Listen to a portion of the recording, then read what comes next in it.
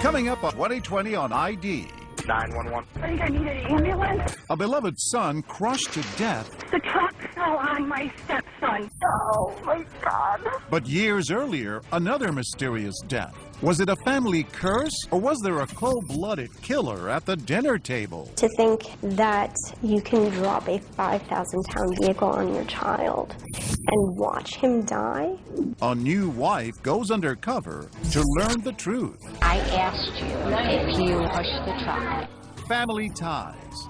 Plus, he checked in, but he never checked out, except in a body bag. It was pristine. It was his business stuff, the stuff with his wife. That was it. Detectives are stumped until this PI takes the case. When somebody mentions something about a gun, that's the part they'll remember. The mystery of room 348. I know what you did. Welcome to 2020 on ID. I'm John Quinones. Sometimes we get that feeling in our gut that things aren't quite what they appear to be. But uncovering the truth can take months, even years. Coming up, 3 stories of crimes that almost went unsolved, if not for the sheer determination of some unlikely sleuths. First, a family plagued by a series of tragedies. It seemed like a streak of bad luck. But as David Muir first reported in 2013, a son's death would galvanize long-simmering suspicions and lead to accusations of murder. It was old November in upstate New York, those autumn leaves vanishing in the wind, and a young father about to suddenly vanish too. It wasn't unusual to find 23-year-old Levi Carlson tinkering away in the garage under a pickup truck. He was very good working on cars. He's very mechanical. And on one of those crisp fall days back in November of 2008, that's exactly where his father Carl and stepmother Cindy found their beloved son. Only this time Levi wasn't working under the truck. He was trapped under it, and this was their desperate plea for help. 911. I think I need an ambulance. And what's going on? The truck fell on my stepson. The truck fell on your stepson? And we just got home, and I don't think he's alive. Levi stood little chance against the 3 tons of metal. That pickup truck that had been propped up had come crashing down. Yeah, Carl, they want to start CPR. Do you know CPR? His chest is crushed. His chest is crushed? Oh my God. I don't know how long he's been in there. We've been gone since noon. Okay. Oh my God. You can hear the cries on the 911 tape. An unthinkable tragedy for 2 parents who just found their son. Police responding to the scene. Seneca County Sheriff Lieutenant John Clear. It was right inside this barn here? Yes. At first, it didn't appear to be anything out of the ordinary. No, it appeared to be an accident. Horrible accident. Yeah, very tragic. The parents were upset. Oh yeah, absolutely out of their minds. So many twists and turns long after that 911 call, years after that horrific accident first hit the local paper in Seneca County. The gateway to the sparkling Finger Lakes of upstate New York. In fact, down this rambling country road in the Carlson home is Seneca Falls, long thought to be the setting that inspired the 1946 American classic, It's a Wonderful Life. But piece by piece, it would soon become clear that this had not been a wonderful life for that young man found in the garage. 4 years after what seemed to be an accident, a bombshell call to police. A call on the tip line from a member of Levi's own family, telling that investigator, follow the insurance money. So you were the one who answered the call? Yes. And this investigator was soon on his way back to that family farm. Do you remember the call to this day? Oh yeah. The lieutenant telling us the clues were immediate. Red flag number 1. They discover a brand new insurance policy for Levi taken out just 17 days before he died. There was this large insurance policy that was collected on over $700,000 that was taken out only 17 days before the death. For the young man in the garage. Is that typical that someone that young would have an insurance policy? It seems unusual that a young man in early 20s would have that large.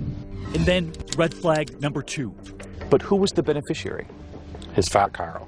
Why would you name your father the beneficiary when you have your own children? I think we were asking that same question, David. And they were soon asking something else. Just listen to red flag number 3. You discovered a note written by Levi? Yes. That Levi had left. Saying what? His father was going to sole executive his estate and control, basically disperse the money to his kids, and that he did not want to be resuscitated. When was the letter notarized? The day of death. The very same morning.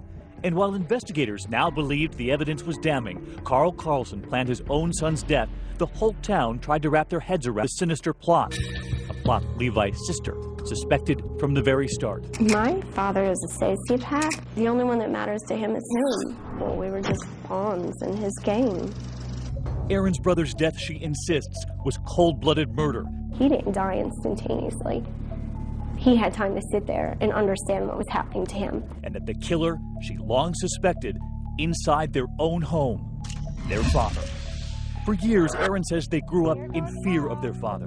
And unlike his sisters, Levi stayed in that small town where they were raised. He had 2 young daughters of his own.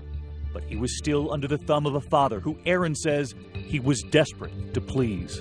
He was basically an indentured servant to my parents, and they were, I don't know, they were controlling everything. He wanted more than anything to just have a close relationship with our father. He was really striving for that. But she is convinced that as her brother tried to build that relationship, her father was crafting something else, the plan to kill his son. You know, to think that as a parent, you can drop a 5,000-pound vehicle on your child and watch him die, it's absolutely unimaginable. Especially as a parent myself, I just can't even begin to imagine. We head to the local scrapyard where Levi's pickup truck was skinned after that accident. Truck destroyed long ago. No one knows exactly how that pickup was jacked up, but Joshua Trout, who knows the family, also knows the weight of one of those trucks. I mean, would you go on pickup truck? I would never go under a truck. I don't like going under trucks when there's all 4 tires on the ground. Investigators do believe there was a railroad jack that day holding the pickup truck up, but they're unsure if there was anything else. What they do know is that truck came crashing down. You wouldn't stand a chance. You're gone. I mean, you're gone. And just when investigators begin asking how a father could do this, the evidence of a pattern, they say, begins to mount. That Carl Carlson had cashed in on insurance claims before. August 1986, a car fire. The cause, electrical. The insurance payout, $10,000. November 2002, a barn fire that killed 3 prized horses. The cause, also electrical. The insurance payout, $115,000. But investigators were also learning the biggest bombshell. What happened to Carl Carlson's first wife, Levi's mother? After all of the evidence you found right on this property, what then to make of what happened to his first wife? Suspicion. When we come back, another insurance policy, another horrific tale, almost impossible to believe. Carl Carlson's second wife feared she was next, and what she was willing to do to trap her own husband. So you send her in through the parking lot? Yes. And just she has a wire on where? Underneath her clothing. What she got on tape when we come back.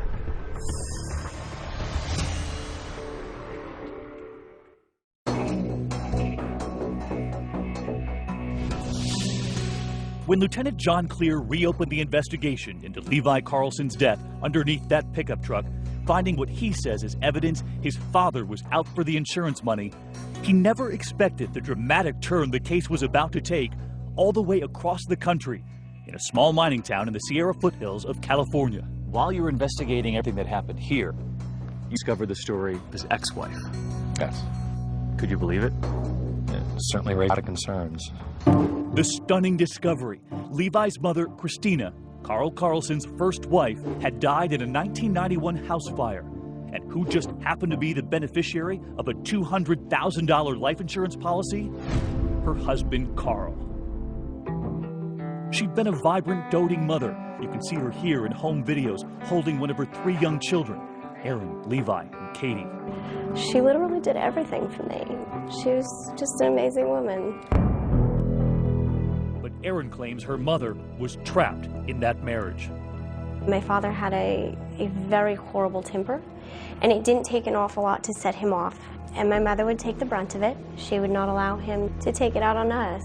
The sister of that first wife remembers asking her the same question over and over. I kept asking her, why aren't you leaving him? Why aren't you leaving him? And I almost had her convinced to leave. We were this close when the fire came through. It was New Year's Day, 1991. The children were napping. Christina was in the bathroom when their home suddenly lit up into a kerosene-fueled inferno. I remember waking up and going to my bedroom door. I saw the flames.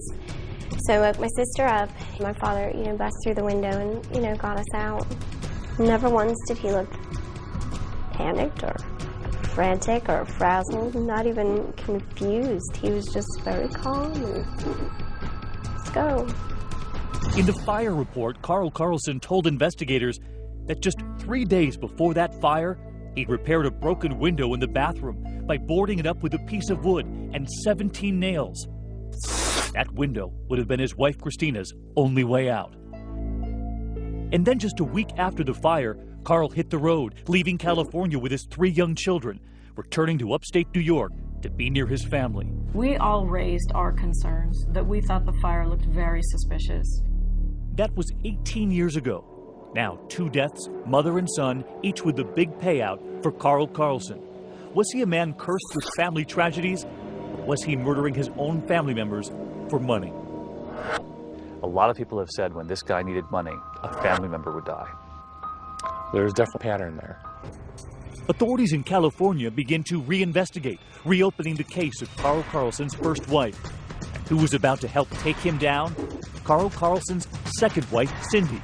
You're about to see her play a critical role in the arrest of her own husband.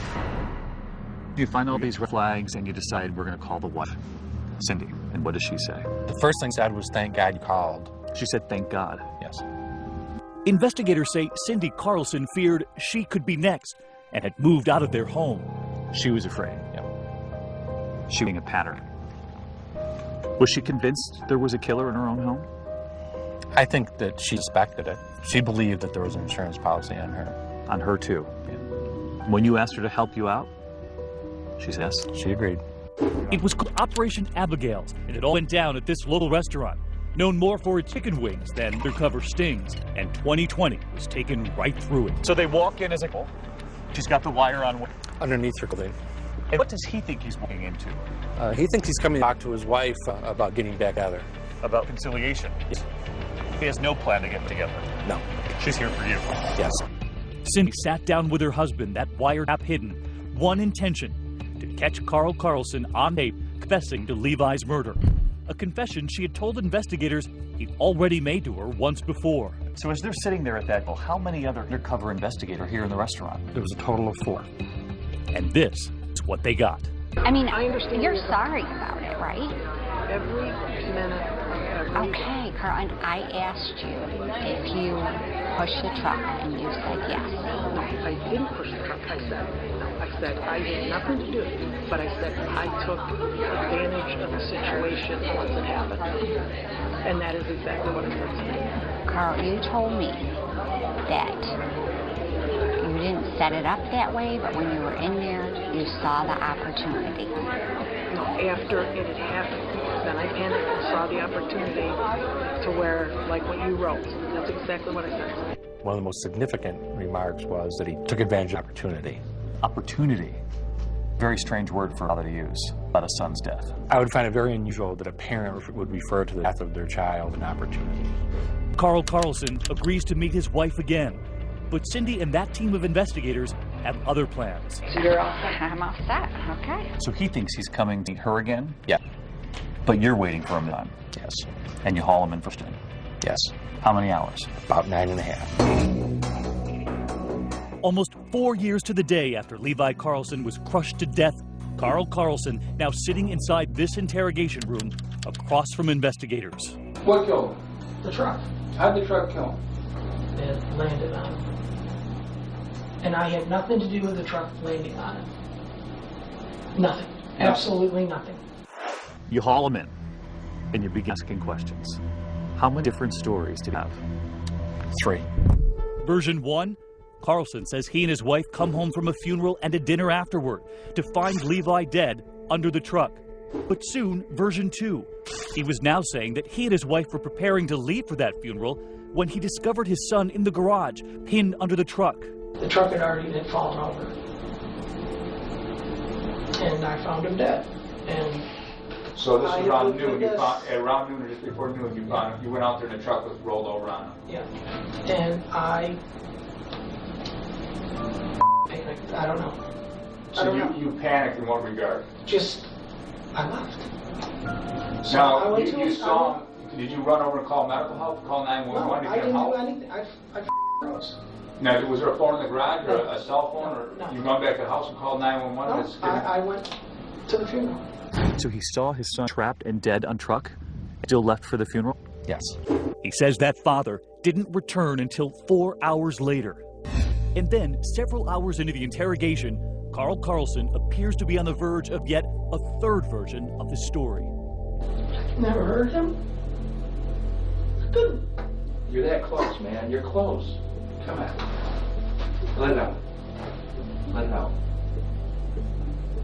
Let it out. I'll walk with you, man. I'll walk with you. Is it just a split-second thing? You couldn't hurt him. An accident. I opened the truck door. Okay. When they did it. Now you see how it's happened? We've gone from he was dead and you walked in there to now that it fell and you opened the door. I know. So take the final step. There is no more. I stepped into the truck and the thing fell. And I was just scared. His son trapped by the truck, and yet they still the house? Yes. Does that make any sense? No. I can't imagine walking away and leaving your child dying on the floor. They were going to a funeral. Yes. And yet many would argue he had just created one right here in his own garage. It's fair to say that. But Carl Carlson continued to insist he's innocent, opening up to the Syracuse Post-Standard about his son from inside the county jail. Well, Levi, I mean, when he was younger, we had problems with him. School was hard for him. Losing his first mother was really traumatic, would be for anybody. He talks about Levi as a young father, that he took his son back in after Levi's divorce. He became responsible, he had manners, he grew up, and he realized that Mom and Dad weren't out to make his life miserable. He got life back into him. Carlson, now charged with murder in the second degree, entered the Seneca County Courthouse to enter his plea. And in a shocking moment of truth, he pleads guilty to killing his son Levi. Judge Dennis Bender sentencing Carlson to 15 years to life.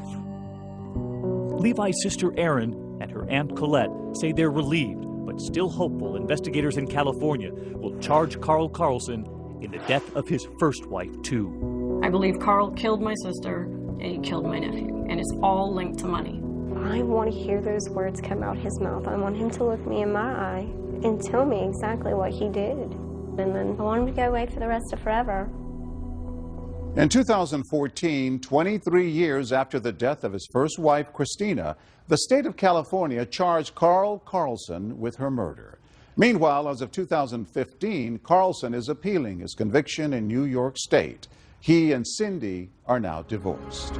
When we return, a suspicious death in a hotel room. It was pristine. It was his business stuff. It was stuff with his wife, family. That was it. It wasn't from natural causes, and it wasn't suicide. No one else was even in the room. So how did he die? I think I know when it happened. I think I know who killed him. And I think I know how we're going to catch him. Stay with us.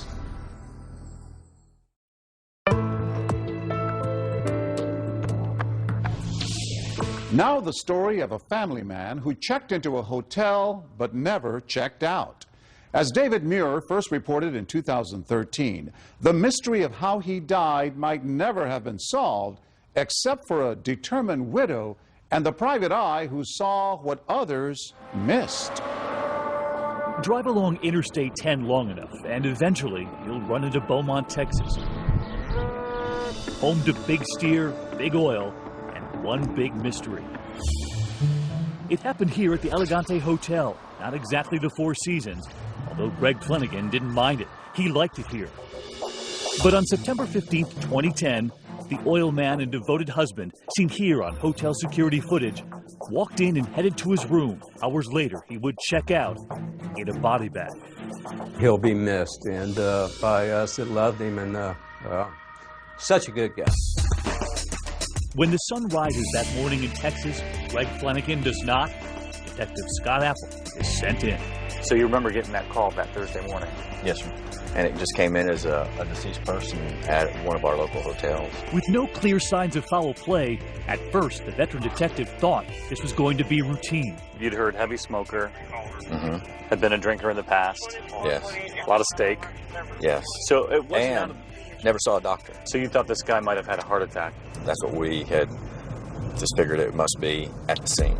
Detective Apple heads to room 348, and inside that door, 55-year-old man face down on the carpet. You open the door, right, and you see Greg Flanagan on the floor. Right there. Yes, sir. In fact, there's nothing to suggest this is a crime scene at all. Flanagan's cash is still in the room, candy and cigarettes on the bed, a soda on the table. At first glance, it looks like this must have been death from natural causes. This room was his home away from home. Right. Greg Flanagan had lived a good life. He had a great wife, success in the oil business, many friends, and few, if any, enemies. Give you not only a shirt off his back, but the shoes off his feet. Friend Miles Martin met Greg in the 4th grade in Louisiana, and those boys from the bayou maintained a friendship ever since. I thought, well, those damn cigarettes, they finally, they snuck up on him. Inside room 348, Detective Apple says his initial investigation indicated that the victim had a regular, rather humdrum routine. Flanagan at home with his wife in Louisiana on the weekends, but during the week he would live out of a small suitcase here at the Elegante, doing pretty much the same thing every night. He'd set up, and that was his routine for the evenings. He had his phone to communicate with his wife or business. It seemed the traveling oil man had settled in for the evening. He just ordered Iron Man 2 on pay-per-view. He was a creature of habit, and that was his routine. But this Cajun cowboy had taken his last ride to Texas. All that was needed now was the medical examiner to list a cause of death. Everyone thought the case would be closed. So his body is taken away to the medical examiner. Right.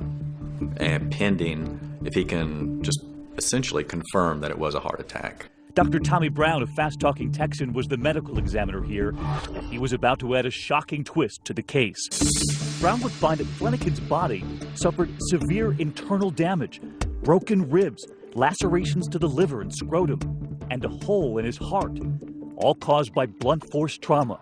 But from what? And from whom? Nothing had happened to him at work. Nothing had fallen over on top of him in that room. There was no accident or anything happened to him on the way to the hotel. No accident. In fact, the medical examiner was now ruling this death a homicide, convinced that someone had killed him. Did you ever think the ruling would be homicide? No. Detective Apple is a trained sniper, and he was now taking aim at multiple theories. Could he have been seeing another woman? Or maybe there's a jealous husband, but that's not Greg. Detective Apple wants to know if anything odd happened at the Elegante Hotel that night. But aside from a circuit breaker needing repair in Flanagan's room at 7:30 p.m., it was business as usual. Apple questions the hotel guests in nearby rooms, but their answers offer little help. And who were they? They were some electricians out of Wisconsin down here working at one of our refineries. That's electrician Tim Steinmetz and his colleague Lance Mueller, entering the hotel with beer. They're later joined by fellow electrician Trent Pisano. You asked them had they heard anything that night? They said, oh, we hardly ever saw him. We don't know. Flanagan's cell phone records show nothing but a dutiful husband. It was pristine. It was his business stuff. It was stuff with his wife, family. That was it. The detective works tirelessly, but all he has is a dead guy, a bunch of dead ends, and as the days drag into weeks, a very angry widow. She would vent and yell at me. I can take that. I understand that. With the investigation seemingly losing steam in Texas, a grieving and frustrated Susie Flanagan is desperate for answers. We need to know if anybody heard anything, saw anything, knows anything. Things were basically stalled, and until she took control over the situation at that point, and she hired her own investigator. And not just any investigator, but a former New York cop and federal agent now living in Florida. His name is Ken Brennan, a man with a passion for crime solving, motorcycles, fine cigars, and yes, golf. So your phone rings. So my phone rings. Do you remember where you were? Yeah, I was on a golf course. Hello. And what did she say? That it's kind of getting to be a cold case going on the back burner, and she wanted to see if I could find out who killed her husband. The private eye is off to Beaumont, Texas to get a better feel for the case. First thing you want to do is meet with the lead detective on the case. Scott's one of those kind of guys. He's just a real cop's cop, and we hit it off really well the first night I met him. I'll start on the carpet. You can start in the back. This dynamic duo, starting from scratch, reviewing the case file, going through the hotel room like housekeeping, even taking a closer look at the victim. Alcohol? No. Drugs? No. Pills? No. Nothing? Nothing. The only thing the guy did was smoke and eat candy bars. That was it. With more than $1,000 in cash still left in that hotel room, they rule out robbery. So instead, the investigators are now examining the security camera video, the broken circuit, some photographs, but none of them really feel like clues. There's simply no compelling theory. That is until Ken Brennan has a classic aha moment and then shared it with his partner, that detective, stumped. I said, I think I know how this guy died. I said, I think I know when it happened. I said, I think I know who killed him. And I think I know how we're going to catch him. The private eye convinced he's got it. Have you figured it out yet? When we come back.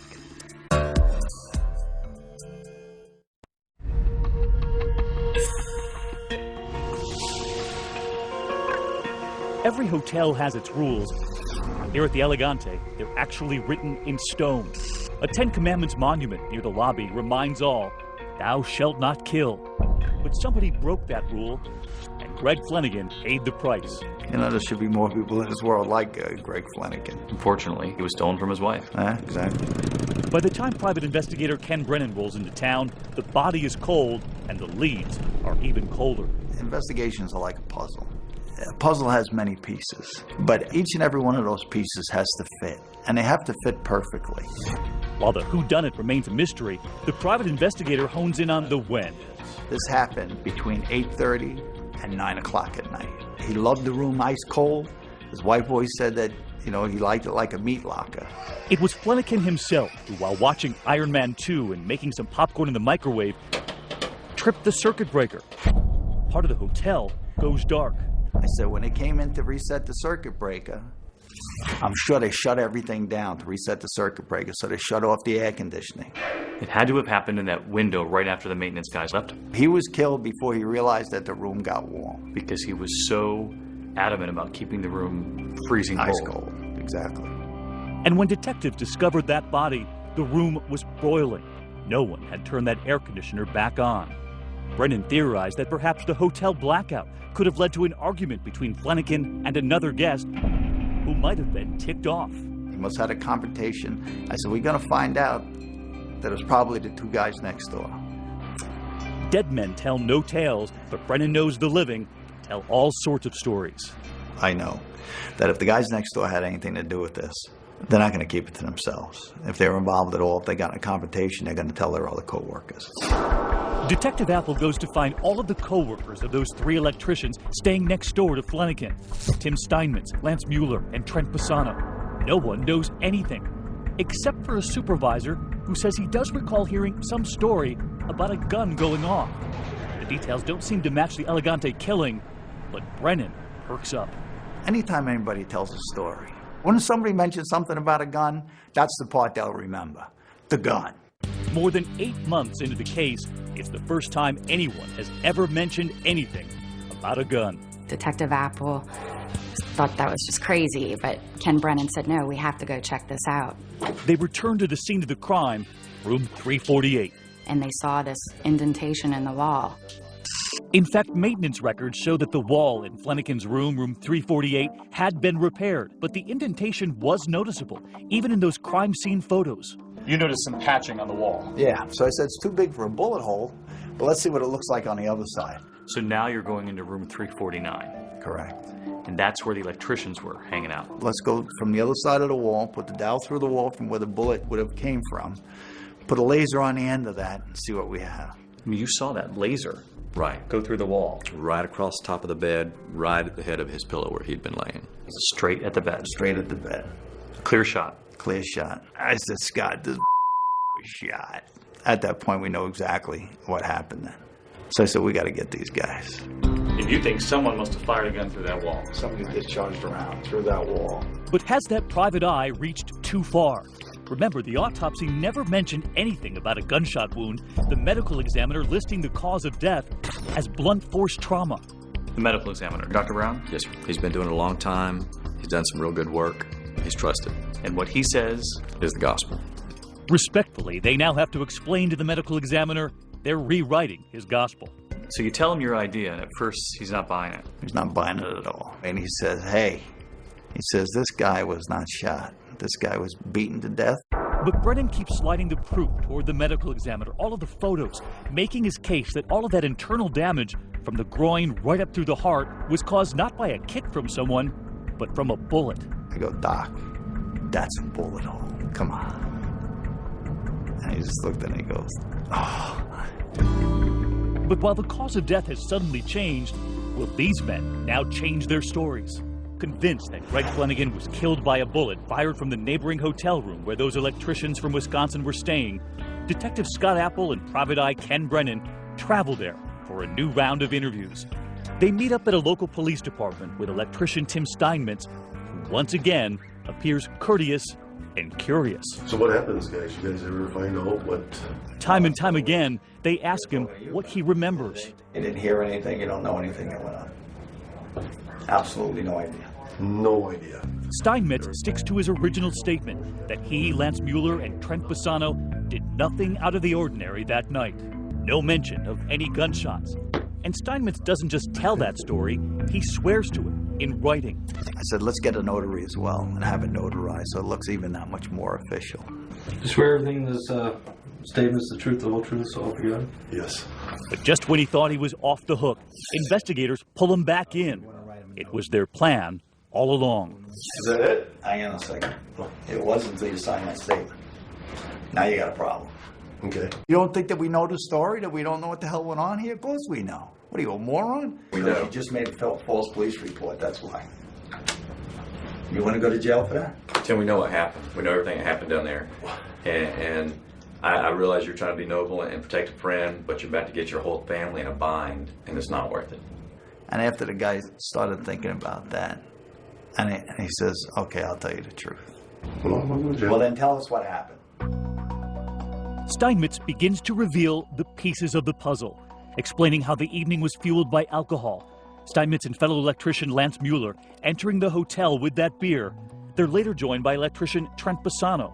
And the heavy drinking begins next door in room 349. It was an accident. It really was. It turns out Mueller has a handgun in his truck. And at some point, for some reason, Steinmetz says the third electrician, Trent Bassano, goes to fetch it. We were in the room, and Trent brought Lance's freaking gun up there. And Lance was around with that gun, and he went and loaded it, pulled the freaking trigger, and the gun off. Later that day, they track down the third electrician, and Trent Bassano corroborates the story. Listen as he explains how he nearly became the victim in this case, saying the bullet just missed him. And he goes, bam! And I went, oh! Like this, son of a bitch. And I looked, and there was a hole. And it was smoking. It turns out that private eye was right. The bullet slicing through the wall in room 349 and heading directly for Flanagan, striking him in the groin area and shooting straight up into his heart, all while he was sitting there watching Iron Man 2. All of that internal damage caused by a single shot, that 9mm handgun. Afterward, Mueller quickly packing up the gun and returning it to his truck, exiting the hotel with a bag, then returning moments later without it. And never telling anyone, those electricians try to cover both their tracks and that bullet hole. And what was it they put in there? Toothpaste. They put toothpaste in the hole, thinking no one would ever notice. Exactly. No one went to check on Greg. No one alerted the front desk. Never bothered to knock, never bothered to put their ear to the door, heard any moaning or anything, nothing. The next day, even when they see a body carried out on a gurney from the room next door, they say nothing. This is not an accident, you know?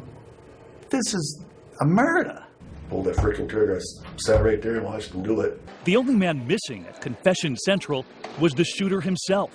Watch as Apple and Brennan have Steinmetz call the gunman.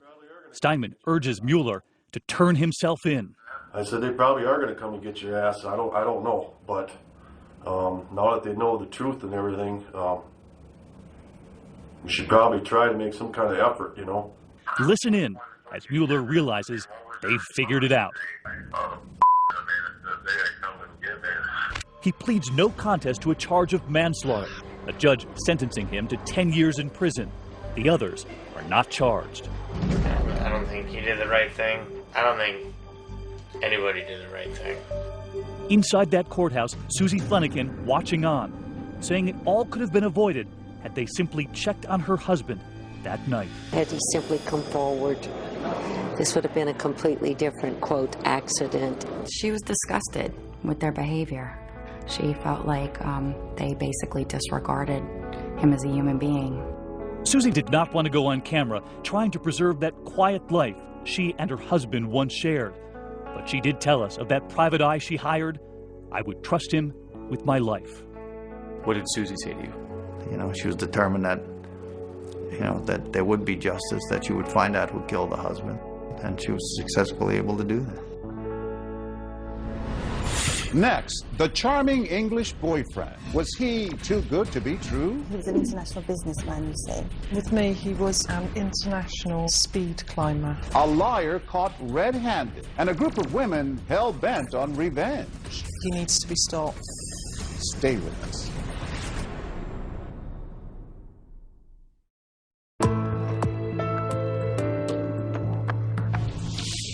You might say the man you're about to meet had a way with the ladies, until, that is, someone uncovered his little secret. And as Nick Watt first reported in 2012, they took payback to a whole new level. Hello. This is the moment caught on camera when a love rat and con man named Simon Reed met his match, confronted by 4 audacious women, 4 of the who knows how many ladies he's lied to, cheated on, taken for a ride.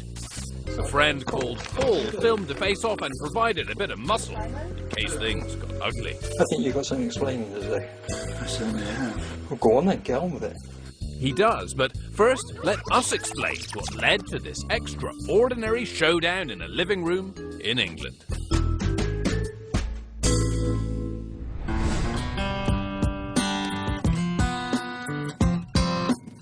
I first met Simon in June of 2008, because I'm kind of fond of Englishmen. I'm kind of an Anglophile. That's Andy, a massage therapist from Minnesota and the glue that binds our story together. Simon met Andy on an internet dating site and told her he owned a construction company. By the time our second date rolled around, I was pretty excited to see him. Andy and Simon even talked marriage. Then, one day, Simon just vanished. Fled back to England, leaving Andy bewildered. Back home, he soon hooked up with Joe, who got a very different version of Simon Reed's life story. With me, he was an international speed climber, and he was setting up his own business. He borrowed nearly $30,000 from Joe for the alleged business and never paid her back. And what was he doing with the money you gave? Spending it on June. June, of course, was another girlfriend, part of the welcoming committee that night. A little further down the overlapping line of relationships, meet Nicola, who also met Simon online. The dates were quite erratic because he was an international businessman, you see. Oh, and he was an account manager. Simon Reed was whatever he thought a woman wanted him to be, a devastating Casanova in a chameleon's skin. We gathered our Simon Reed survivors together in New York for a chat about the dastardly man they have in common. One of his initial stories was that he'd had a huge stroke and he'd learnt to walk and talk again. They were all initially drawn to his beautiful teeth. Not a trait the English are famed for. Each would eventually find out those teeth are also false. He told me he had been in an explosion when he was in the army and his teeth had knocked out. He told me they were veneers. He told me he lost them playing ice hockey. I spoke to his wife about the teeth and she said, yeah, that's a bit of a sore point with me. She said, I bought him those. Oh yes, did we mention Simon had a wife? She called Andy after Simon disappeared, and turns out they only live a few miles apart. Simon would tell his wife he was working on a construction site overnight and spend that night with Andy, and vice versa. Andy had heard enough. I decided to take matters into my own laptop. Andy wrote a searing posting about Simon on her blog. According to his wife, I ain't the first, she wrote. I am but one in a long parade of girlfriends he's had since they married 7 years ago. Joe and Nicola stumbled upon the blog while Googling Simon, trying to find out just how deep his lies went. And I nearly fell on the floor. So why did he do this? Joe discovered the truth when she saw a recurring number on his phone bill and dialed. It was Simon's dad's house. Simon had, of course, told Joe that his dad was dead. He said he's a pathological liar. Simon's own father said that? Yeah. I suppose I've been like this for years. The lying is just much easier than whatever the truth is for me. He needs to be stopped, and we all agreed. They decided to confront Simon, the love rat, with the help of Laura, Simon's latest paramour. So, 48 hours after Laura thought Simon was her soulmate that they would marry, she's staging a sting in her living room, inviting him round supposedly for a quiet night in. I'm sorry to everybody, I just... For somebody who's so eloquent with that you came up with, you've got very little to say, haven't you? This confrontation, I mean, he sounds like he kind of just rolled over. He had to. We locked all the doors. But he never asked to leave. I defrauded you out of this money. I mean, are the police coming? Oh yes. Simon Reed was sentenced to 30 months in jail for fraud for that money he borrowed from Joe under, of course, false pretenses. But this story may not be over. I don't really know what truth is for me anymore. And I know it's wrong when I'm doing it. I just don't seem to stop myself. Do you think he'll do this again? Definitely. Yes. run for the hills. Cheers. Cheers. To Simon. To Simon Reed. As of 2015, Andy reports that she and the other women remain in touch. And she finally found that Englishman she always wanted. They are now married. I'm John Quinones. Please join us next time for another edition of 2020 on ID.